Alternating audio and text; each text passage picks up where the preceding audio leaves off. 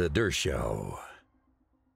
Let's go through this dishonor roll, particularly of senators who disgracefully, these are senators, many of them who would have jumped at the opportunity to see Fidel Castro.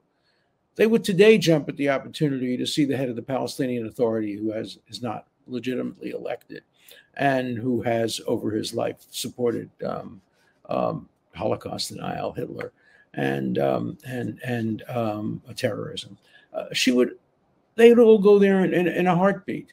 They would go to see the dictators of China, of Belarus, of Russia, of Iran, but they won't go to see the democratically elected prime minister of one of America's strongest allies, who made an extraordinarily pro-American speech. He talked as much about the security of America in relation to Iran, in relation to terrorism, almost as much as he talked about Israel. Obviously, he cares more about his own country, as he should.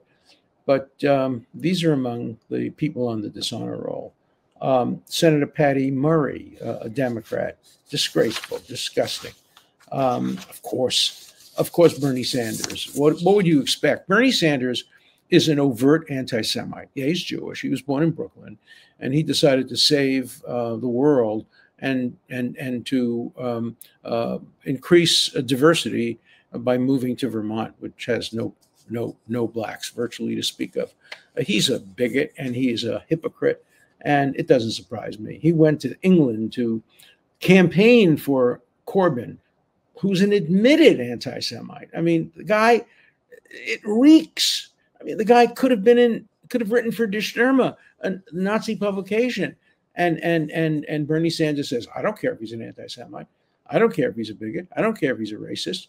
As long as he's a leftist, hey, he can count on my support. Cori Bush, the same thing, running, hopefully losing in St. Louis for Congress, who supports all forms of bigotry and anti-Semitism. And of course, don't be surprised, Liz Warren, on the same day that she came out saying she wouldn't go to hear Netanyahu, she said she supports and endorses Cori Bush. Okay, then we have, who else? We have Senator Brian Schatz, a Jewish senator from Hawaii. He stayed away.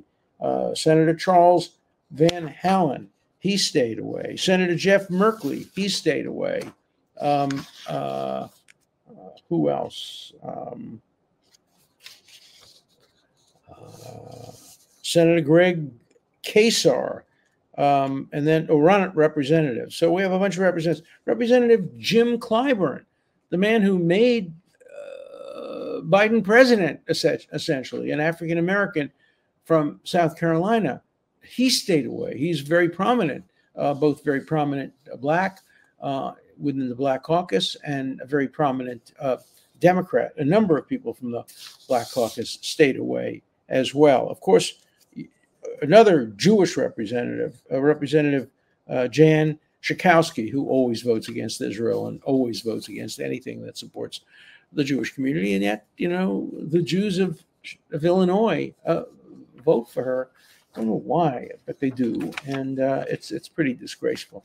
Well, I could just go through the list. Of course, AOC, Alexandra Ocasio-Cortez, who probably has no idea where the Jordan River is, along with Cori Bush, they voted, of course. They walked out on Netanyahu. Representative Jamal Bowman, soon to be former Representative Jamal Bowman, lost overwhelmingly, as I hope Cori Bush will. He stayed away. Representative Jim McGovern, who I thought had some decency, but I guess I was wrong about him. Representative Barbara Lee, another African-American member of Congress. Representative Ayanna Presley, representing my old district of Cambridge, another African-American bigot who will apply a double standard to the nation state of the Jewish people than she would anybody else. Representative Ilhan Omar, of course, no surprise there. Bonnie Watson-Coleman, Representative Becker Baylant, Thomas Mason, over and over and over again. So you have approximately 38 people staying boycotting. Others maybe have stayed away for health reasons and other reasons, but 38, one Republican, but all the rest Democrats.